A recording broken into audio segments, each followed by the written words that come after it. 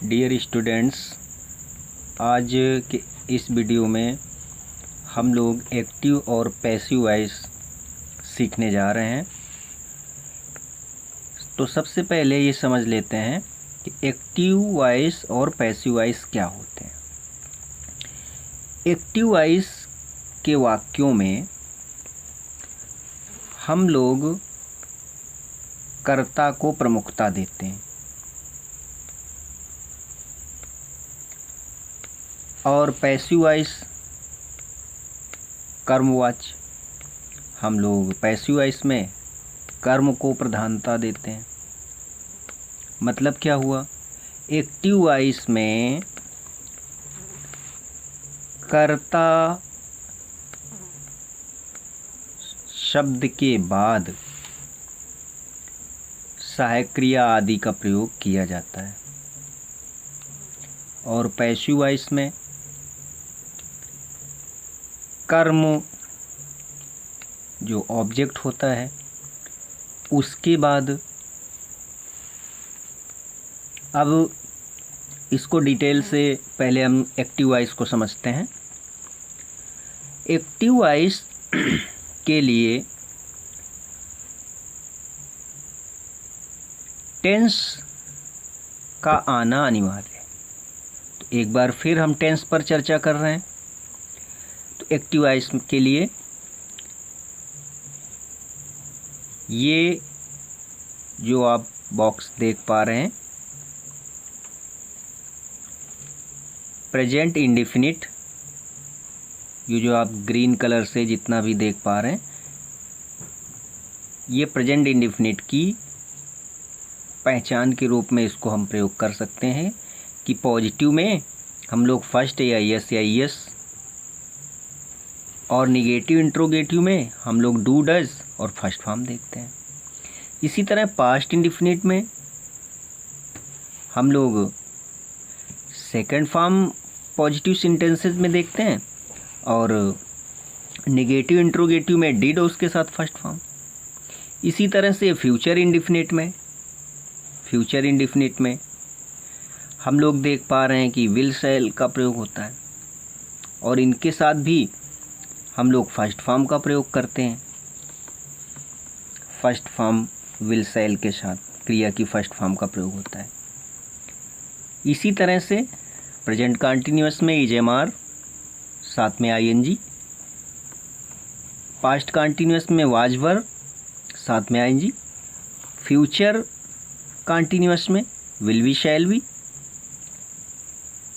इसी तरह present perfect में हैज हैव थर्ड फॉर्म का प्रयोग होता है और इधर पास्ट परफेक्ट में हैड और थर्ड फॉर्म का प्रयोग होता है। फ्यूचर परफेक्ट में विल हैव, शैल हैव और थर्ड फॉर्म का प्रयोग होता है। इसी तरह से प्रेजेंट परफेक्ट कंटिन्यूअस में हैज बीन, हैव बीन के साथ सिंस या फॉर। पास्ट परफेक्ट कंटिन्यूअस में हैड बीन साथ में सिंस फॉर। इसी तरह फ्यूचर परफेक्ट कंटिन्यूअस में will have been, shall have been साथ में सिंस फॉर का प्रयोग कर्ता के अनुसार किया जाता है।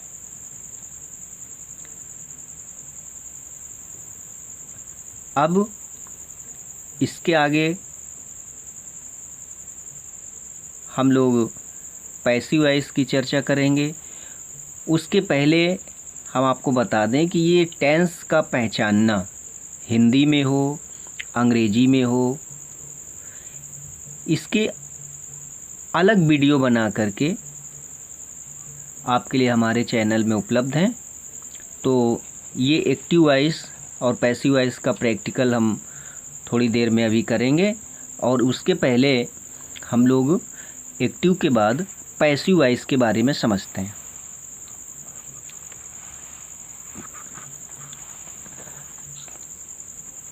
ये हम लोग पैसिव वॉइस का चार्ट देख पा रहे हैं।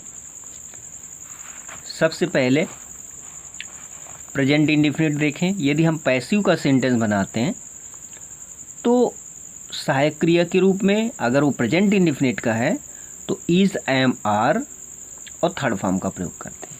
अगर वो पास्ट इंडेफिनिट का सेंटेंस है तो सहायक क्रिया के रूप में वाज वर सब्जेक्ट के अनुसार, और थर्ड फॉर्म का प्रयोग।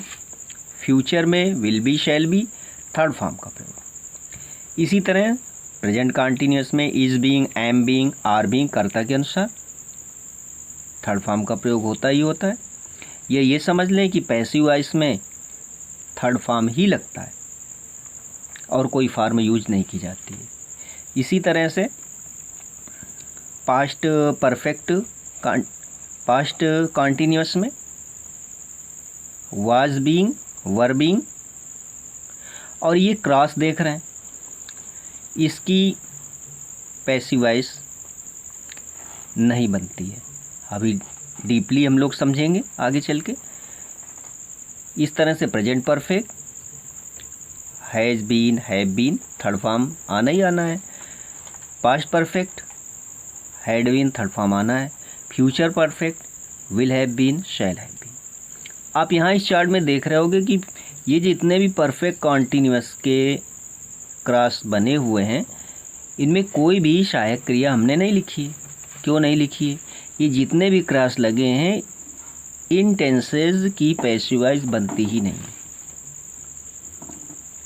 तो ध्यान से देखें, कर्ता और क्रिया को अगर हम समझें तो एक रूल छोटा सा समझ लें, सुन लें। एस एस और पी पी मतलब क्या हुआ? एस एस और पी पी का मतलब ये है कि अगर एक वचन सिंगुलर का करता है तो सहायक क्रिया भी सिंगुलर होनी चाहिए। और यदि पीपी का मतलब क्या है? Plural verb, plural subject, plural verb और प्लूरल सब्जेक्ट। ये इस यस यस और पीपी का मतलब है। इसका सब्जेक्ट सिंगुलर है तो वर्ब भी सहायक क्रिया के रूप में सिंगुलर सहायक क्रिया आएगी, और यदि सब्जेक्ट हमारा प्लूरल है तो सहायक क्रिया के रूप में प्लूरल वर्ब का प्रयोग होता है। अब हम इस वीडियो को देखने समझने के बाद कुछ सेंटेंसेस पर विचार करते हैं। आइए देखते हैं। तो ये हम लोग कुछ सेंटेंस करते हैं एक्टिव और पैसिव के लिए। सबसे पहले हम लिखते हैं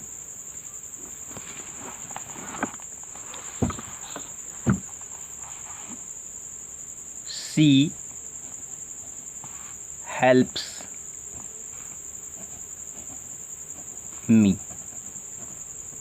सी हेल्प्स मी। अब यहाँ पर ये सी लिखा हुआ, ये हेल्प्स लिखा हुआ, ये मी लिखा हुआ। इन्हीं कुछ शब्दों के सहारे हम इसको टेंस पहचानते हैं। तो टेंस के पहचानने के वीडियो में आपने जहाँ भी यस या ईएस फॉर्म देखी तो वहाँ पर कौन सा टेंस आता है? प्रेजेंट और इंडेफिनिट, प्रेजेंट इंडेफिनिट। ये हो गया। ये तो एक्टिव वॉइस में, क्योंकि इसमें कर्ता पहले रखा हुआ है।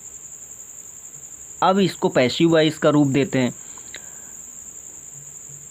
तो आप लोग ये ध्यान रखें कि पैसिव वॉइस बनाते समय कर्म को कर्ता बनाया जाता है। तो मी का कर्ता क्या होगा? आई। मी का कर्ता होता है आई। इसी तरह से अब इसके तुरंत बाद हेल्पिंग वर्ब आनी चाहिए। अभी वीडियो में चार्ट में आपने देखा कि जब ये प्रेजेंट इंडेफिनिट का होता है तो इनके साथ इज, एम, आर सहायक क्रिया के रूप में प्रयोग होता है। अगर एक ही नियम में जाने तो हम ये कह सकते हैं कि यदि कंटिन्यूअस के सेंटेंस उसको छोड़ दें तो हम चार्ट में ये देख करके आए हुए हैं, वहाँ फिर से बैक करके देख सकते हैं ये देख करके आए हुए हैं कि आगे आने वाले टेंस की सहायक क्रिया का हम लोग यूज कर रहे हैं पैसिव वॉइस बनाने के लिए। कहने का मतलब जो एक्टिव वॉइस की उसमें सहायक क्रिया लगी हुई है या एक्टिव वॉइस का जो भी टेंस है, तो पैसिव वॉइस करते समय उसके आगे जो भी टेंस आ रहा है उसकी सहायक क्रिया का प्रयोग किया जाता है कॉन्टिन्यूअस को छोड़ करके। कॉन्टिन्यूअस में क्या करना पड़ता है? कॉन्टिन्यूअस में उसी टेंस की सहायक क्रिया जिसका वो कॉन्टिन्यूअस है, उसी टेंस की सहायक क्रिया का हम लोग प्रयोग करते हैं, साथ में बीइंग और लगा देते हैं। और पैसिव वॉइस में थर्ड फॉर्म का प्रयोग होता ही होता है। तो देखते हैं, मी का हमने कर्ता रूप लिखा हुआ है आई। अब आई के लिए, क्योंकि प्रेजेंट इंडेफिनिट है, अभी हमने चार्ट में देखा तो उसमें ईजेएमआर का प्रयोग होना है, तो आई के साथ क्या आता है? Am, I am. और थर्ड फॉर्म का प्रयोग होता है हेल्प्ड। और जो पहले का करता था उसके पहले हम लोग बाई यूज करते हैं और फिर उसका कर्म रूप बनाते हैं, सी का होता है हर। तो हम लोग ये देख पा रहे हैं कि इस तरह से ये हमारा पैसिव वॉइस। और एक बात ध्यान रखनी है कि किसी भी सेंटेंस का स्ट्रक्चर तो हम लोग बिल्कुल ही नहीं बदलते हैं, बनावट नहीं बदलते। मतलब क्या हुआ, अगर वो एक्टिव वॉइस हमारा पॉजिटिव में आया हुआ है तो पैसिव वॉइस भी पॉजिटिव ही बनेगा। यदि निगेटिव में आया है तो पैसिव वॉइस भी निगेटिव बनेगा। यदि इंट्रोगेटिव में आया है तो पैसिव वॉइस भी इंट्रोगेटिव ही बनेगा। इस नियम का ध्यान रखना है। और लिखते हैं, समझने का प्रयास करते हैं। यू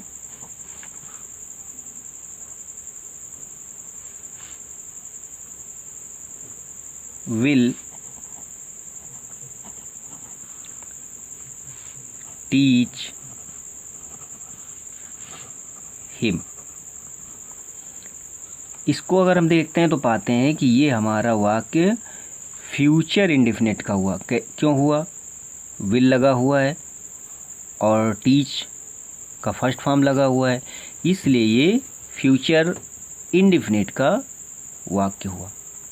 ये अंग्रेजी में टेंस पहचानने का हमारे चैनल में एक वीडियो डाला गया है, उसको देख लें, लर्न कर लें। अब जो हमारा नियम बनता है, कर्म को कर्ता बनाइए, तो हिम का कर्ता रूप हो गया ही। आगे आने वाली टेंस की सहायक क्रिया का प्रयोग करिए, तो विल यहाँ पर है तो आगे आने वाली टेंस की सहायक क्रिया विल बी। यही चार्ट में स्पष्ट किया गया है, विल बी। और टीच का थर्ड फॉर्म टाट। तो हम वाक्य की बनावट तो बिल्कुल नहीं बदल रहे हैं। और यू के पहले बाई और यू का कर्म रूप यू ही होता है। इस तरह से ये हमारा एक्टिव से पैसिव बन रहा है। इसी तरह से और दे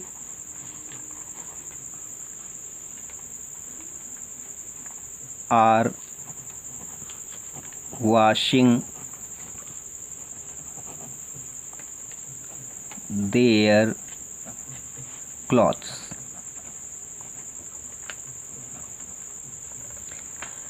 अब इसका टेंस पहचानते हैं सबसे पहले। तो हम लोग देख पा रहे हैं कि आर और आईएनजी फॉर्म के कारण ये प्रेजेंट कंटीन्यूअस है।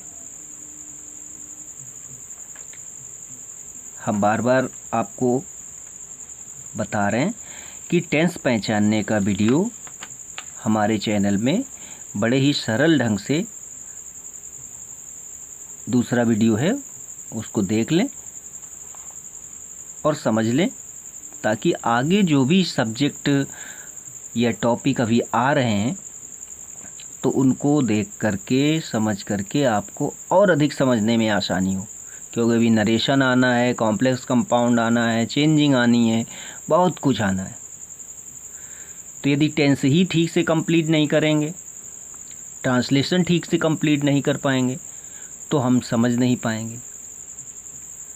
बेस से समझते हुए चलें तो हर चीज़ बहुत ही आसान है। तो यहाँ पर देखते हैं, ये ऑब्जेक्ट है देयर क्लॉथ्स। तो देयर क्लॉथ्स को कर्ता की जगह लाते हैं,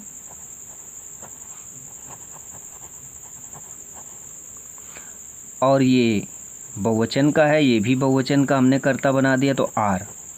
इसके साथ चार्ट में बैक करके आप देखें बीइंग शब्द का, क्योंकि बताया कि कॉन्टिन्यूअस में जब भी हम पैसिव बनाते हैं तो कॉन्टिन्यूअस की ही सहायक क्रिया लगती है, बीइंग और जुड़ जाता है। आर बीइंग और थर्ड फॉर्म के रूप में वाश्ड, और नए कर्म के पहले बाई, और दे का कर्म रूप देम। अब हम कुछ नियम समझते हैं। क्या नियम है?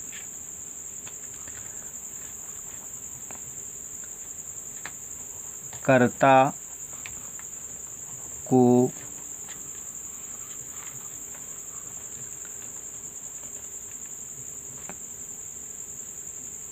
कर्म रूप एवं कर्म को, या ऑब्जेक्ट भी कह लें इसको, कर्म को कर्ता रूप में रखते हैं। ये एक नियम बन गया। अभी हमने देखा कि जैसे पहले सेंटेंस में हमारा आई, ये मी के लिए जो कि कर्म था, और उसको हमने कर्ता बना दिया। सी हमारा कर्ता था, उसको हमने हर कर दिया, कर्म बना दिया।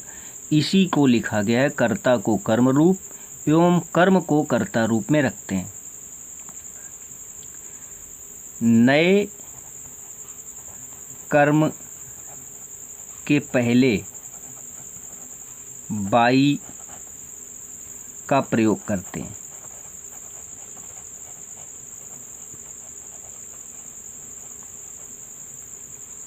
दूसरा नियम,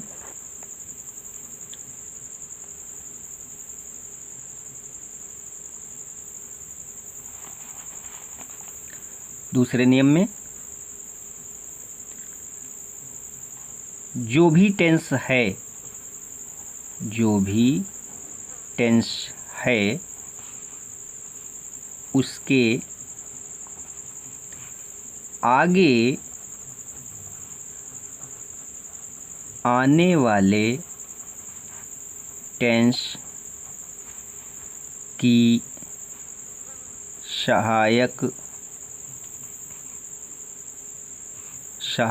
क्रिया का प्रयोग कर्ता के अनुसार किया जाता है। मतलब एक वचन का कर्ता आ रहा है तो एक वचन की क्रिया भी होनी चाहिए।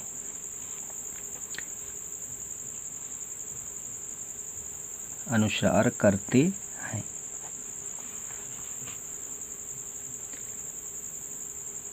यदि वाक्य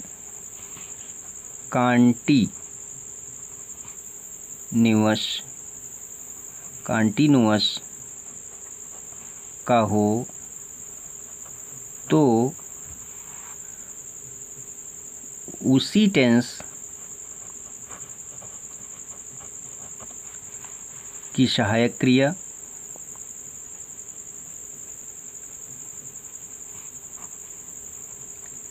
एवं बीइंग और जोड़ते हैं।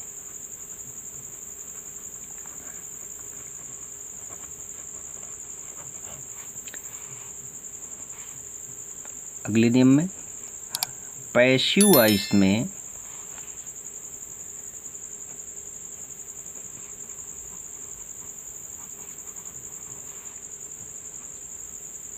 थर्ड फॉर्म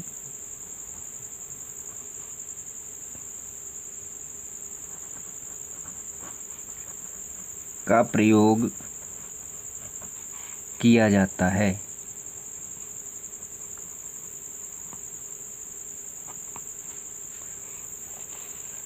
और सेंटेंस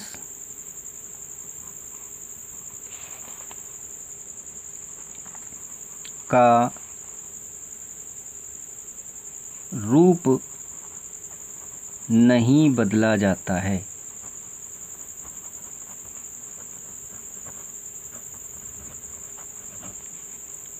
ये प्रमुख नियम है।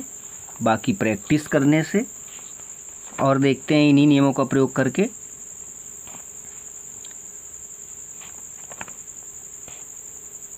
We have completed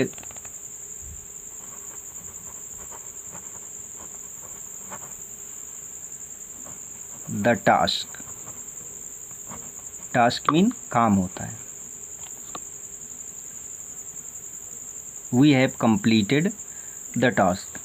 तो यहाँ पर हम देख पा रहे हैं हैव और completed ईडी अर्थात थर्ड फॉर्म के कारण ये टेंस प्रेजेंट परफेक्ट का है। टेंस पहचानने का वीडियो जो है वो अलग है, उसको देख लें, समझ लें। और चैनल को यदि सब्सक्राइब नहीं किए हैं तो चैनल को सब्सक्राइब कर लें, ताकि जो भी वीडियो आपको भेजा जाए, दिया जाए, वो तुरंत आपके पास पहुंच जाए, आपको जानकारी हो जाए। तो इसका हम पैसिव रूप बनाते हैं। द टास्क को पहले लाते हैं, कर्ता बना लेते हैं। The task have been completed. देखिए आगे हैव के आगे सहायक क्रिया हैव बीन आती है, उसका यूज हुआ है कर्ता के अनुसार। कंप्लीटेड थर्ड फॉर्म हुआ है। बाई और वी का कर्म रूप आस।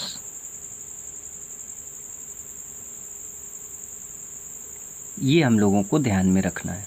ये जितने भी नियम यहाँ आ रहे हैं उनको ध्यान में रखना है। और हमने वाक्य का रूप नहीं बदला है। ये पॉजिटिव था तो हमारा, यदि एक्टिव हमारा पॉजिटिव हो तो पैसिव भी पॉजिटिव ही रहेगा।